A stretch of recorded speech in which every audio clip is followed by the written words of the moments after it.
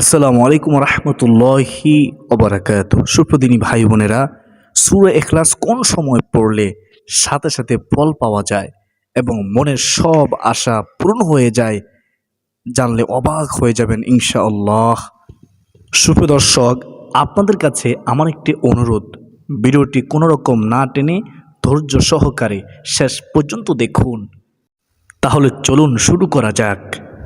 সুপ্রিয় দর্শক, মূল আলোচনায় যাওয়ার পূর্বে চলুন একটু প্রার্থনা করে নেই। হে মহান দয়ালু প্রেমময় আল্লাহ, আপনি আপনার রহমান রহিম নামের উসিলায় আমাদের সকলকে সুস্থ শরীরে 5 ওয়াক্ত নামাজ পড়ার তৌফিক দান করুন। সকলে বলি আল্লাহুম্মা আমিন। প্রিয় দর্শক, সূরা ইখলাস খুবই ছোট একটি সূরা। এই কারণে আমাদের মধ্যে অনেক মানুষেরই মুখস্থ আছে এই সূরাতুল ইখলাস।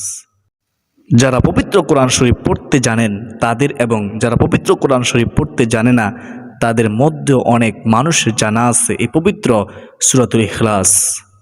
অনেক ইমাম রয়েছেন যারা সূরা ইখলাস অনেক ছোট কিন্তু অনেক ফজিলতপূর্ণ হওয়ার কারণে তারা প্রায় সময় নামাজের মধ্যে সূরাতুল ইখলাস পাঠ করে থাকেন। আর সূরাটি খুব ছোট হওয়ার কারণে মানুষের মুখস্থ হয়ে যায় খুব সহজেই। তারপরেও যাদের মুখস্থ নেই তাদেরকে আমি আজকে এই আমলটি বলে দেওয়ার পর মুখস্থ করানোর চেষ্টা করব ইনশাআল্লাহ আজ্জা ওয়া জাল্লা।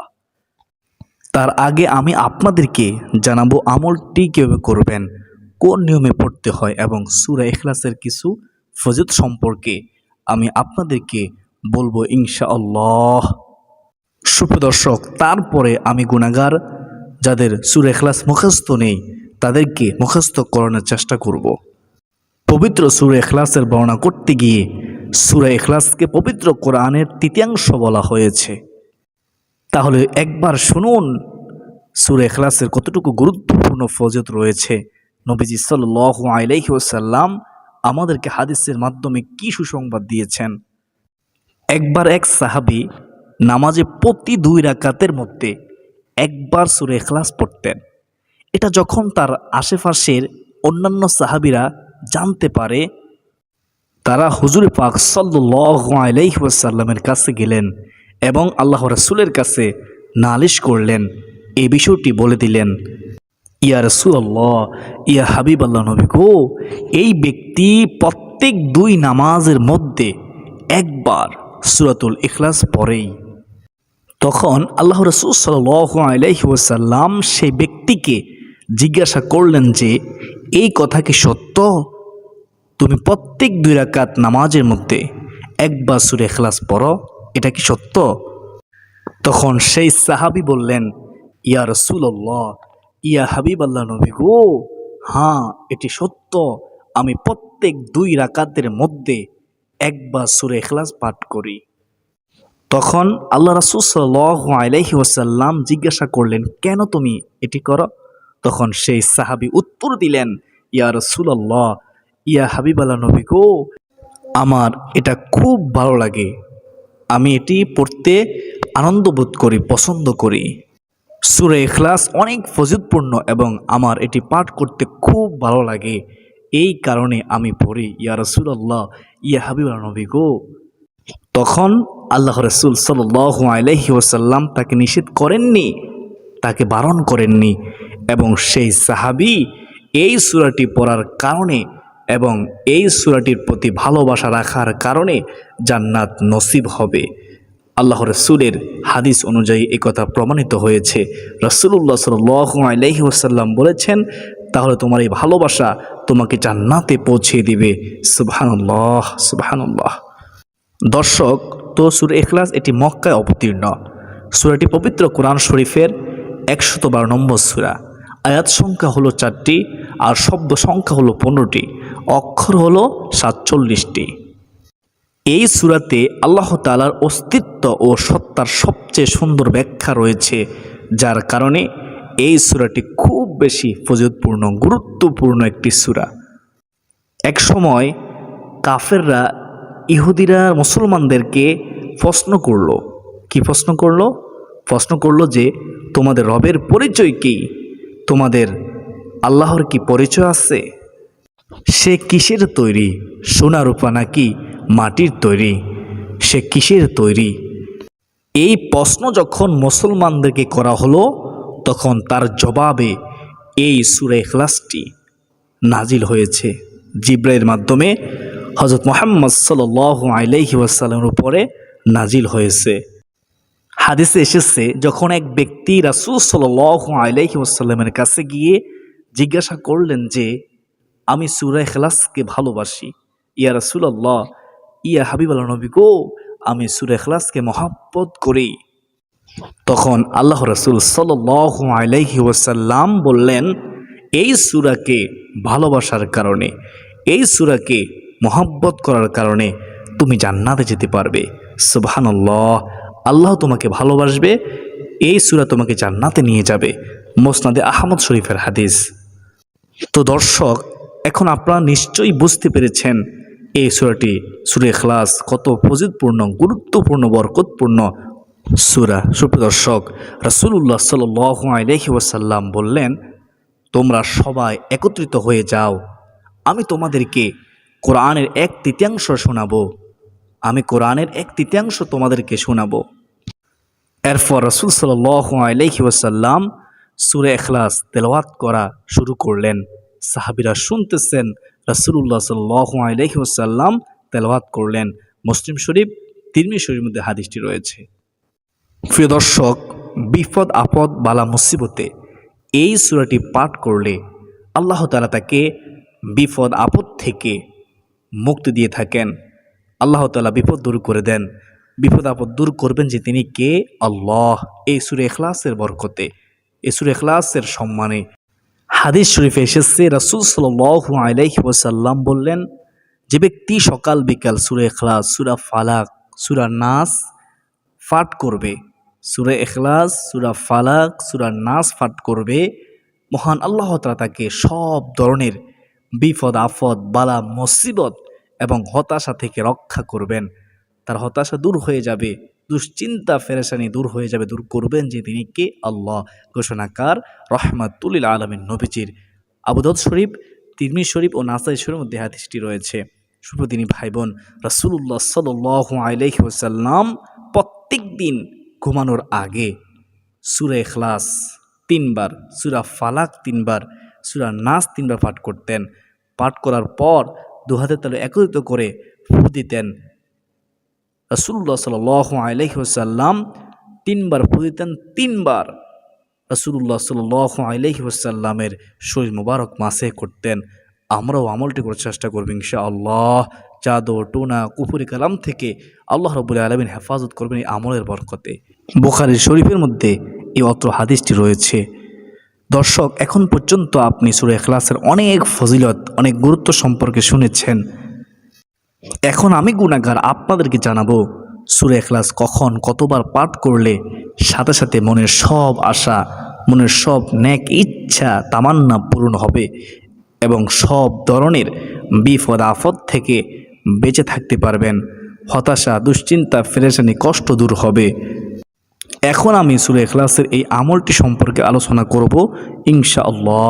মনোযোগ দিয়ে শুনুন। দর্শক, তো এই সূরাটি আমল করার সময় হলো শুক্রবার দিন আসরের নামাজের পর থেকে মাগরিবের নামাজের আগ পর্যন্ত। মাগরিবের নামাজের আগ পর্যন্ত মাঝের এই সময়টিতে আপনি এই সূরাটি, সূরাতুল ইখলাস 3 বার অথবা 5 বার অথবা 10 বার পাঠ করবেন। কতবার পাঠ করবেন? 3 বার অথবা 5 বার অথবা 10 বার পাঠ করবেন। শুদ্ধ করে পড়ার চেষ্টা করবেন। একমাত্র কাকে খুশি করার জন্য পড়বেন? একমাত্র আল্লাহকে খুশি করার জন্য পড়বেন। শয়তান যেন ধোঁকা দিতে, ওয়াসওয়াসা না পারে। পাঠ করার সময় আপনার সেই চাওয়া পাওয়াগুলো আপনার স্মরণে রাখবেন, মনে মনে রাখবেন। সাপোজ মনে করুন আপনি কোনো শত্রুতামি থেকে রক্ষা পেতে চান, তাহলে তার স্মরণে নিয়ে সূরা ইখলাস 3 বার, 5 বার অথবা 10 বার শুক্রবার আসরের নামাজের পরে মাগরিবের নামাজের আগ পর্যন্ত পাঠ করবেন। তাহলে ইনশাআল্লাহ আপনি অবশ্যই ফলাফল পাবেন। যদি আপনার নিয়ত ঠিক থাকে, নিয়ত সহি থাকে এবং আপনার জন্য যদি ঠিক কল্যাণকর হয়ে থাকে, আল্লাহ অবশ্যই আপনার দোয়া কবুল করবেন, আপনাকে ফিরিয়ে দিবেন না ইনশাআল্লাহ। আপনি সেই শত্রুতামি থেকে রক্ষা পাবেন, আল্লাহ তাআলা হেফাজত করবেন। আর যদি আপনি কোনো বালা মুসিবত কিংবা কোনো দুঃখ কষ্ট দূর করার জন্য এই আমলটি করতে চান, এই সূরা ইখলাসের কোরআনী আমলটি করতে চান, তাহলে সেই বালা মুসিবতকে স্মরণ করে অন্তরে রেখে বা সে দুঃখ কষ্টকে স্মরণ করে আপনি শুক্রবার আসরের নামাজের পর থেকে মাগরিবের নামাজের আগ পর্যন্ত এই সূরাটি সূরাতুল ইখলাস 3 বার অথবা 5 বার অথবা 10 বার পাঠ করবেন। এখানে একটা কথা হলো প্রিয় দর্শক, যদি আপনার শুক্রবার দিনে এই আমলটি করতে মনে না থাকে তাহলে কখন করবেন? তাহলে সেই আমলটি করবেন বৃহস্পতিবার আসরের পর থেকে মাগরিবের নামাজের সময়ের আগ পর্যন্ত। বৃহস্পতিবার আসরের পর থেকে মাগরিবের নামাজের সময়ের পুরো পর্যন্ত। আর যদি আপনার সেই দিনও এই আমলটি করতে মনে না থাকে, স্মরণ না থাকে, তাহলে আপনি এই আমলটি কখন করবেন আপনি কি জানেন? বলে দিচ্ছি, খেয়াল করুন। তাহলে এই আমলটি করার সময় হলো আপনি পুরো সপ্তাহের মধ্যে যখনই আপনার স্মরণে আসুক আপনি 2 রাকাত নামাজ পড়বেন। অর্থাৎ আপনি একটু ভালো মুহূর্ত বেছে নেবেন, 2 রাকাত নফল নামাজ পড়বেন। নিয়ত করবেন এভাবে, আমি 2 রাকাত নফল নামাজ পড়ার নিয়ত করলাম। তারপরে 2 রাকাত নামাজ আদায় করবেন, যে কোনো সূরা দিয়ে পড়তে পারেন। তারপর ভালোভাবে মনোযোগ দিয়ে 3 বার 5 বার নামাজ শেষে 3 বার 5 বার অথবা 10 বার এই আমলটি করবেন, সূরা ইখলাস পড়বেন, কোনো একটি উদ্দেশ্য মাথায় নিয়ে স্মরণ করে। অর্থাৎ আপনার ইচ্ছা বাবার সাথে সাথে এই আমলটি করবেন, তাহলেই হয়ে যাবে ইনশাআল্লাহ। দর্শক, এভাবে যদি আপনি ছেলে সন্তানকে ভালো রাখার জন্য বা স্বামী স্ত্রীর মধ্যে বেশি বেশি সম্পর্ক ভালোবাসা হওয়ার জন্য এই আমলটি আপনি করতে পারেন, বিশ্বাস করুন এই সূরা ইখলাসের বরকতে, কোরআনের বরকতে সকল সমস্যার সমাধান হবে ইনশাআল্লাহ। প্রিয় দর্শক, এখন যাদের সূরা ইখলাস মুখস্থ নেই, আমি গুনাহগার তাদেরকে শুদ্ধভাবে শেখানোর চেষ্টা করব। মনোযোগ দিয়ে শুনবেন, পারলে আমার সাথে পড়বেন। বিসমিল্লাহির রহমানির রহিম। কুল হুয়াল্লাহু আহাদ, কুল হুয়াল্লাহু আহাদ, আল্লাহুস সামাদ, আল্লাহুস সামাদ, আল্লাহুস সামাদ, লাম ইয়ালিদ ওয়া লাম ইউলাদ, লাম ইয়ালিদ ওয়া লাম ইউলাদ, ওয়ালাম ইয়াকুল লাহু কুফুয়ান আহাদ, ওয়ালাম ইয়াকুল লাহু কুফুয়ান আহাদ। সম্পূর্ণ একবার বলতেছি, খেয়াল করুন। বিসমিল্লাহির রহমানির রহিম। কুল হুয়াল্লাহু আহাদ, আল্লাহুস সামাদ, লাম ইয়ালিদ ওয়া লাম ইউলাদ, ওয়ালাম ইয়াকুল লাহু কুফুয়ান আহাদ। আল্লাহু আকবার। আপনি মন দিয়ে মনোযোগ দিয়ে ভালোভাবে মুখস্থ করার চেষ্টা করুন। আমি আশা করি আপনি মুখস্থ করতে পারবেন। আল্লাহ তাআলা আপনাকে সাহায্য করবে ইনশাআল্লাহ, এবং আপনার ইচ্ছা আকাঙ্ক্ষা অবশ্য পূরণ হবে, এতে কোনো সন্দেহ নেই। কারণ কোরআনের আমল, কোরআনের দোয়া কার্যকর হবে না এমনটা হতে পারে না। অবশ্যই কোরআনের আমল কবুল হবেই হবে ইনশাআল্লাহ, যদি বিশ্বাস রেখে আমলটি করতে পারেন। আপনি যদি নিয়ম অনুযায়ী ভালোভাবে আমলটি করেন তাহলে অবশ্যই এই আমলের ফল আপনি পাবেনই পাবেন।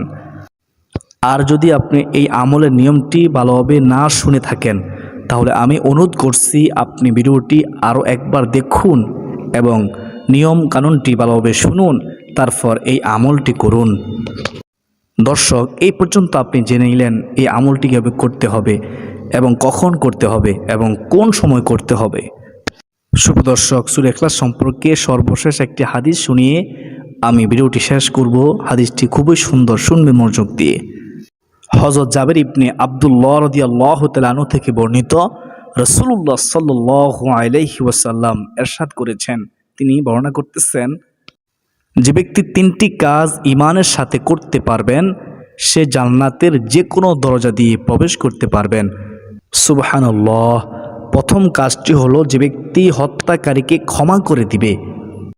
দ্বিতীয় কাজটি হলো যে ব্যক্তি গোপন ঋণ পরিশোধ করবে। যে ব্যক্তি কি করবে? গোপন ঋণ থাকলে ঋণ পরিশোধ করবে। তৃতীয় নম্বর কাজটি হলো যে ব্যক্তি প্রত্যেক ফরজ নামাজের পরে 10 বার সূরা ইখলাস পাঠ করবে। প্রত্যেক ফরজ নামাজের পরে 10 বার সূরা ইখলাস পাঠ করবে। সে ব্যক্তি জান্নাতের যে দরজা দিয়ে ইচ্ছে প্রবেশ করতে চাইবে সে দরজা দিয়েই প্রবেশ করতে পারবে।